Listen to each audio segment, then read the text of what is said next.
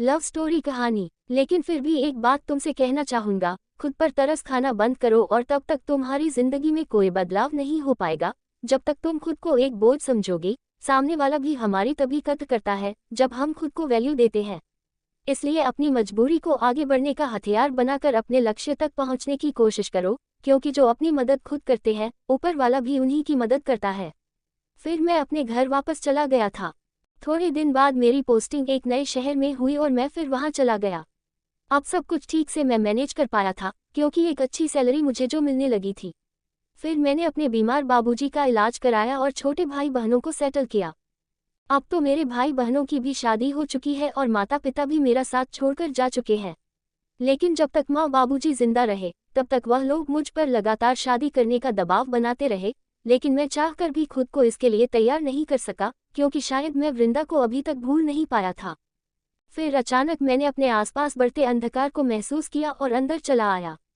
तब मैं बिना कुछ खाए पिए ही बिस्तर पर लेट गया और गहरी नींद में सो गया। अगले दिन संडे था, इसलिए मैं थोड़ी देर से सोकर उठा था। जब बाहर बालकनी में आया तो देखा कि वृंदा सामने वाले गार्डन में टहल रही है। बस फिर मैं तुरंत उसके पास जा पहुंचा। मुझे अचानक सामने देखकर वह हैरान हो गई। थोड़ी देर के लिए तो ऐसा लगा कि मानो हम दोनों ही खामोश हो गए हैं। हम दोनों के भीतर अनेक बातें बवंडर मचा रही थी, लेकिन हमारे होंठों पर चुप्पी छाई हुई थी। शायद ऐसा ही होता है जब हम किसी अपने से एक लंबे समय के बाद मिलते हैं। तब हमें ऐसा लगता है मानो हमारे कुछ भी कहने सुनने का शब्दकोश ही खाली हो गया हो। आप यहाँ कैसे? वह ही चुप्पी तोड़ते हुए बोली थी। मेरी पोस्टिंग इसी शहर में है। और तुम सुनाओ, तुम यहाँ कैसे? तुम्हारे मामा मामी कैसे हैं? मैं उससे पूछने लगा था।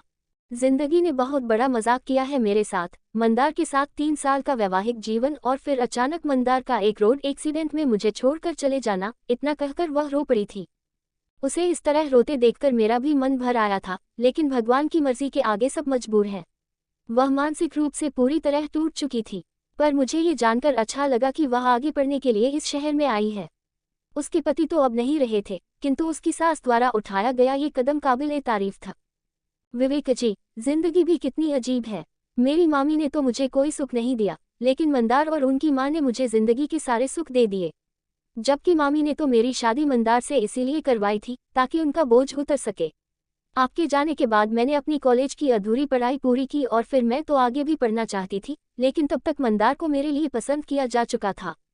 इसलिए मुझे मजबूरन मंदार से शादी करनी पड़ी। लेकिन मंदार ने ढेर सारे सुखों से मेरा जीवन भर दिया।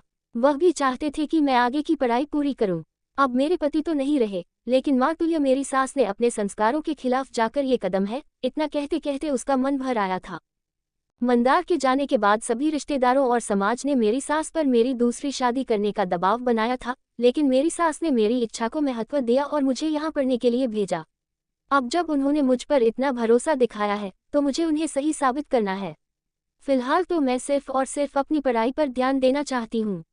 उसकी ये बात सुनकर मुझे बहुत अच्छा लगा था, क्योंकि वह अपने भविष्य को लेकर सचेत थी। फिर बीत रहे समय के साथ हम दोनों नज़दीक आने लगे थे।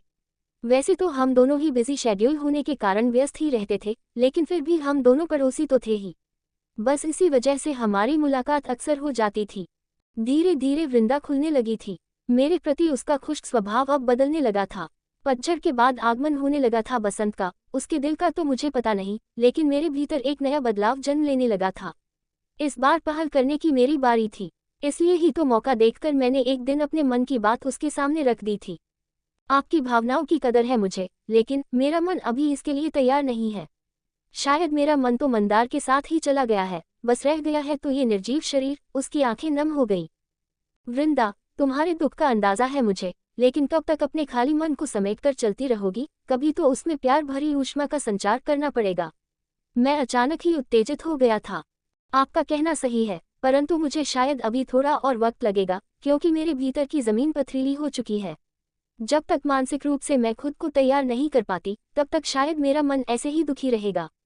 अब शायद कुछ और कहने सुनने को नहीं बाकी था, इसलिए मैं चुपचाप उठकर बाहर आने लगा था। विवेक जी, क्या एक स्त्री और पुरुष शादीशुदा होने के बाद ही एक रिश्ते को नाम दे पाते हैं? क्या हम दोनों अपनी सीमाओं को पहचानते हुए एक दूसरे के साथ दोस्ती का एक नया रिश्ता नहीं कायम कर सकते? वह अचानक मुझसे पूछ बैठी। उसके मुंह से ये सब सुनकर मुझे बहुत अच्छा लगा था। हाँ, क्यों नहीं, तुम्हारी यह सोच बिल्कुल सही है, लेकिन इसके लिए मुझे हर रोज डिनर में तुम्हारे हाथों की बनी एक कटोरी सब्जी अवश्य चाहिए, क्योंकि मैं तो आज तक तुम्हारे हाथ का स्वाद भूल नहीं पाया हूँ। मैं बातचीत का रुख बदलने के इरादे से बोला था। हाँ क्यों नहीं, अब तो मेरे हाथों का बना डिनर आपको रोज खाने को मिलेगा। इतना कहकर वह हंस पड़ी थी। इससे पहले कि मैं कुछ कहता, वह अचानक बोल पड़ी थी, अपनी सोसाइटी के बाहर बनी छोटी सी चाय की टपरी देखकर मुझे आपकी बहुत याद आती थी, लेकिन मैं अकेली होने के कारण कभी वहां नहीं गई। तो चलो आज चलकर साथ साथ चाय पीते हैं। चाय और इस समय, मैं अचानक उससे पूछ बैठा।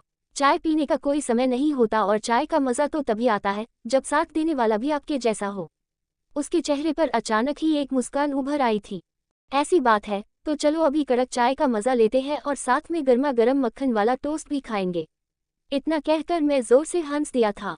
थोड़ी देर बाद हम दोनों उस छोटी सी चाय की टपरी पर बैठकर गर्मा गर्म चाय का मजा ले रहे थे। सच में साथ में मक्खन वाले टोस्ट ने तो चाय का मजा ही दुगना कर दिया था। एक प्यारा सा दोस्ती का रिश्ता पनप रहा था हम दोनों के बीच। अब हमारे इस रिश्ते का क्या भविष्य होगा हम दोनों नहीं जानते, लेकिन हमारे पास आज जो है वह बहुत सुंदर है। हमारे लिए तो यही सुखद है। फिर चाय पीने के बाद हम दोनों अपने अपने घरों को चले गए थे।